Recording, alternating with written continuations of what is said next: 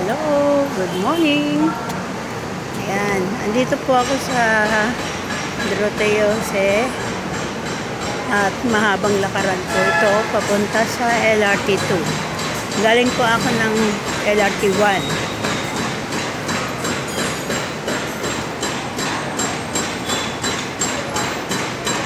Galing po ako sa LRT1. Galing ako dun sa Nabotas. Tagal ko na rin kasing walang video. Walang YouTube channel. Hindi na-active yung YouTube channel ko. Kasi since nang umuwi ako ng Pinas, wala na akong napuntahang magandang lugar. Ngayon, tagal ko nang gustong i-video tong extension ng LRT2 sa itong mga daanan. Kasi maganda siya. Ganyan.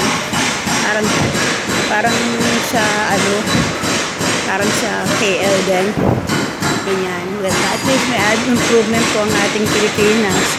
Meron ng long walk. Ayan. Kaya lang, syempre, Pilipinas pa rin.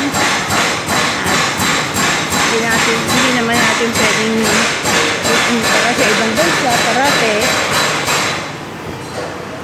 Alam naman natin na medyo mabagal ang progress natin, pero ang mga Pilipino, masisipag talaga, laging lumalaban.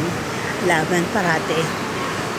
Yan lang ang laban natin sa ibang bansa, na tayo ay masipag, tayo ay sanay sa hirap, at talagang panatang mga buto natin, at higit sa lahat, hindi tayo sumusuko sa hamon ng buhay.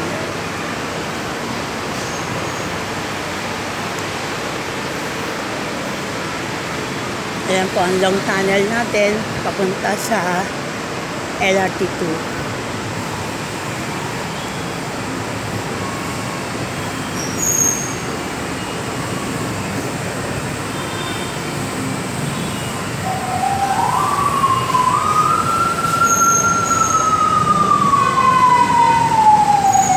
Ayan, papunta na po ako sa sa Doroteo, sa stasyon kung saan ako pupunta sa opisina ng Katipunan po. Ayan na po. Ito po yung tatawag na Recto North Entrance. Sige na po. Hanggang dito na lang at papasok na po ako sa kung saan ko ilalagay aking bag for checking. Parang airport po. Thank you po.